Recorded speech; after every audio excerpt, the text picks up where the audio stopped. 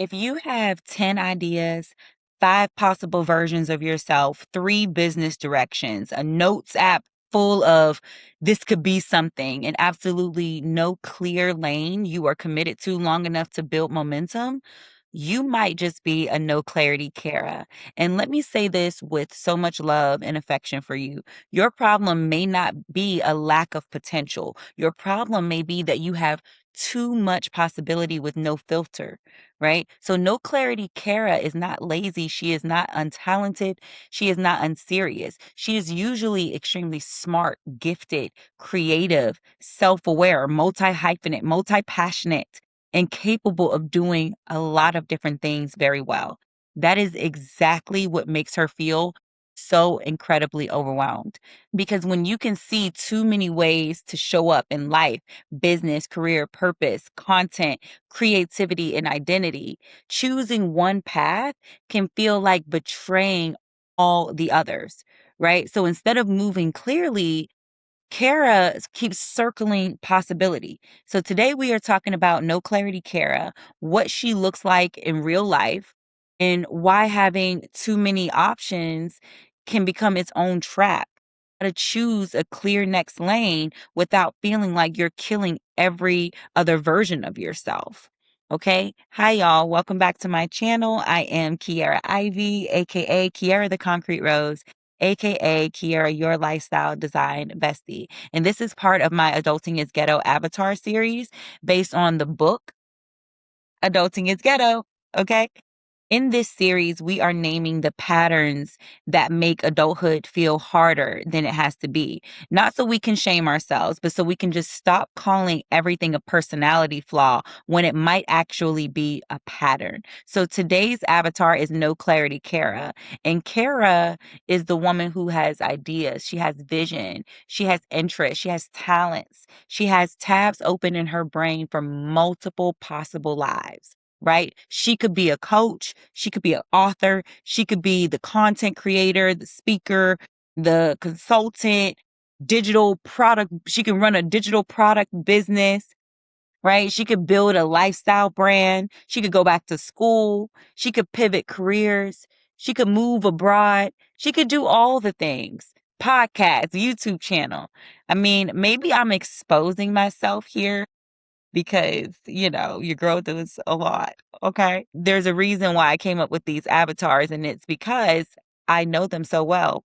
I used to embody every single last one of them in one way or another. All right. But because No Clarity Cara has so many options, she struggles to commit to one direction long enough for it to gain traction. And truly, I believe that No Clarity Cara can do all the things. She just can't do it all at the same time, right? So that is No Clarity Cara. In Adulting is Ghetto, I describe Cara as the woman who keeps saying she wants to get her life together, but she doesn't know where to start. She doesn't know what to fix first or what actually matters the most. She's thoughtful, she's self-aware, she knows something is not working, but she doesn't have the clarity to turn that awareness into forward movement. And in Conquer Your Chaos, Cara is described as someone who is overwhelmed by all the ways that she can show up in life and business. Like her mind races with new ideas. She entertains every single one. And when the excitement wears off, she jumps to the next idea before the previous one has time to gain traction, right? That is the version of Cara we are talking about today, not the woman with no ideas, the woman with too many, right? No Clarity Cara is the woman who is always on the edge of a breakthrough and a brand crisis all at the same time. She has a lot of interests, and they are not random. That is the part of why it's so hard. Is her ideas actually make sense sometimes. She can connect the dots. She can see how one thing could become a business, another thing could become a content series, another thing could become a book, or another thing could become a whole new identity. She's not confused because she has no direction. She's overwhelmed because she can imagine way too many directions. One week, she's convinced she needs to focus on coaching. The next week, she is thinking maybe the real path is YouTube. And then she sees somebody doing well with digital products and wonders if that's the lane. Then she remembers she wanted to write books. Then she thinks maybe she should build a community. Then she starts questioning her niche, her audience, her offer, her brand, her life, and whether she should just disappear, become a mysterious rich woman who drinks tea in another country. And honestly, I respect the vision, right? But Kara's problem is that every new possibility feels so urgent. Every idea feels like it could be the one right now. Every new direction feels like it might finally unlock the version of herself that she's been trying to become. Every opportunity feels too valuable to ignore in the moment instead of doing what she should do, which is assign a focus, assign a decision to a season and go full force with it. So she keeps starting, stopping, researching, rebranding, rethinking, mentally rebuilding her whole life every other business day. And that is exhausting. So Kara gets stuck because she confuses possibility with priority, right? And just because something is possible does not mean it is the next move.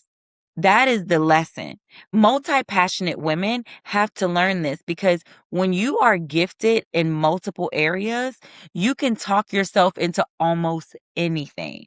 You can make a case for the podcast, the book, the business, the coaching program, the course, the speaking career, the lifestyle brand, the travel content, the healing journey, the soft life era, the career pivot, all of it.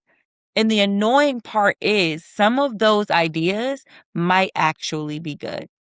That is what makes it hard. If the ideas were bad, you could just throw them away, right? But Kara's ideas often have potential. So she feels guilty letting them sit. She feels like if she does not act on every idea, she is wasting her gifts. But trying to act on every gift at the same time is how you end up with movement and zero momentum. That is where Kara starts spinning, right? She is busy thinking, planning, busy consuming advice, busy taking notes, busy mapping out possibilities, busy having another, this is what I'm really supposed to be doing moment. But because she never commits to one lane long enough, she does not get the feedback that only comes from execution. So now she's stuck in the most frustrating loop. Too talented to feel lost, but just too unclear to move with power. Kara pays for lack of clarity with traction, confidence, energy, and just trust in her own discernment. It costs traction because every time she changes direction too quickly, she resets her own momentum. She keeps planting seeds, digging them up, and moving them to another pot, then wondering why nothing has grown yet. It costs confidence because starting and stopping can make her feel inconsistent, even when the real issue is that she never chose a clear enough lane. After a while, she starts wondering, why can't I stick to anything? But sometimes the issue is not discipline. Sometimes the issue is that she has not decided what season she's in. So the decision needs to come, and then the discipline can follow. It costs energy for her because constant possibility is mentally expensive. Every open option requires attention. Every unmade decision keeps pulling on her. Every potential path stays alive in the background, quietly asking, but what about me? What about me? Right? And it costs self trust because the longer she stays unclear, the more disconnected she feels from her own judgment. That is when Kara starts looking outside herself for answers, right? She reads another book, watches another video, buys another course, takes another quiz, listens to another podcast, and asks 5 different people what they think she should do. Now, listen, learning is beautiful, strategy is useful, mentorship matters, absolutely. But if every new piece of advice sends you into a completely new identity crisis, the issue is not that you need more information. You need a filter. Okay. The shift for No Clarity Cara is this: clarity is not about choosing your forever, it is about choosing your next focused season. That distinction matters, folks. A lot of multi-passionate women resist clarity because they think choosing one lane means abandoning every other part of themselves. They think, if I focus on this, does that mean I can never do that? If I commit to this business model, does that mean I have to kill the other ideas? If I choose this audience, does that mean the rest of me disappears? No, babe, it doesn't. Clarity is not a prison. Okay. Clarity is a container. It gives your energy somewhere to go long enough to produce real results, long enough to really bring your vision to full fruition. You do not have to marry every single idea. Some ideas are for later. Some are for a different season. Some are supporting characters, not the main plot. Some are distractions and some are real, but not for right now. Kara's job is not to destroy her possibilities, right? Her job is to sort them. That means she has to ask better questions. Not could I do this? Because the answer is probably yes. You probably do all the things. But just because you can do something doesn't mean that you should. The better question is this the best use of my time, energy, attention, and resources in this season, right here, right now? Not, is this a good idea? Because again, it might very well be. You're bright. Of course, you're going to have the bomb ass ideas. The better question is, does this idea support the life and business I am building right now? Or is it pulling me into another direction before I have finished building the current one? Right? So that's how Kara starts getting free. So if you are No Clarity Cara, your assignment is to create what I like to call a season filter. Pick one season. I recommend 90 days because it is long enough to build true momentum, but short enough, that your nervous system does not feel like you are signing your life away in blood, right? So for the next 90 days, choose one primary lane, not your whole identity, not your forever purpose. One primary lane, then define three things. I want you to define the outcome. What are you trying to create by the end of this season? More visibility, more sales, a clearer offer, a softer life, a finished manuscript, a consistent YouTube rhythm, a stronger body of work, a clear brand message. Second, I want you to define the audience or area of focus. Who are you speaking to, serving, building for? Who are you becoming in this season? Keep it specific enough that your energy has direction. Third, I want you to define the parking lot. This is where you put the good ideas that are not for right now, right? You put them into your $1 million idea factory, right? The factory matters because Kara does not need to throw away her ideas, right? She just needs to stop letting every single idea interrupt the current mission. So she has to honor them in some way so that they're not living rent free in her head. So when a new idea pops up, instead of just chasing it immediately, you're going to write it down, you're going to honor it, you're going to put it in the idea factory so that it doesn't feel abandoned, but it's parked, right?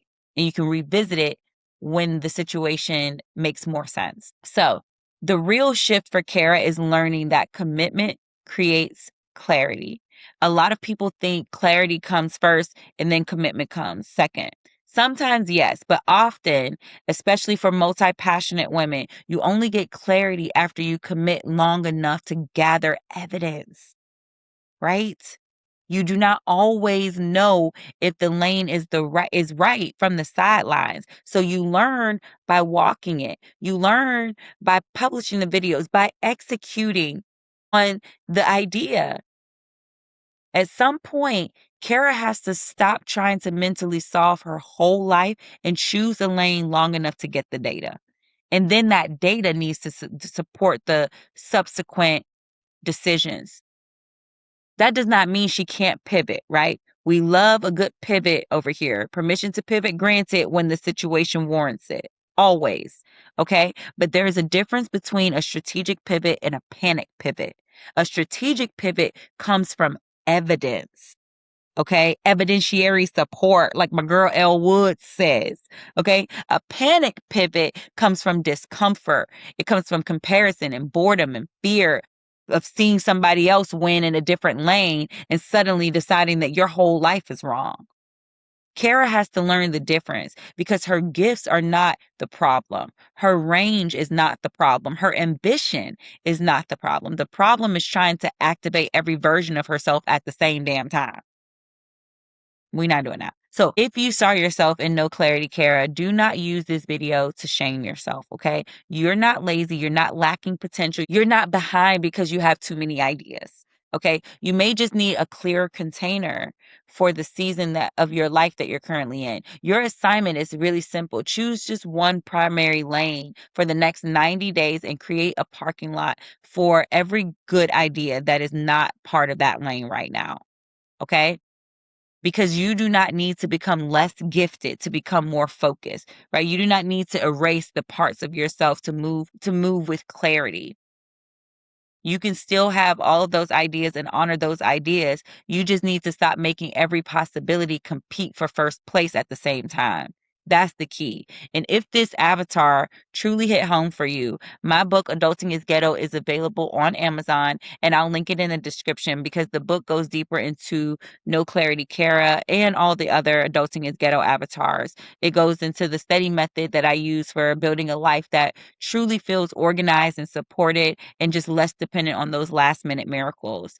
So tell me in the comments, are you No Clarity Cara? And what is the one lane that you know you need to focus on for the next 90 days? Drop it below and stick around because around here, we are not just laughing about adulting being ghetto. We are getting our lives all the way together. Okay? See y'all.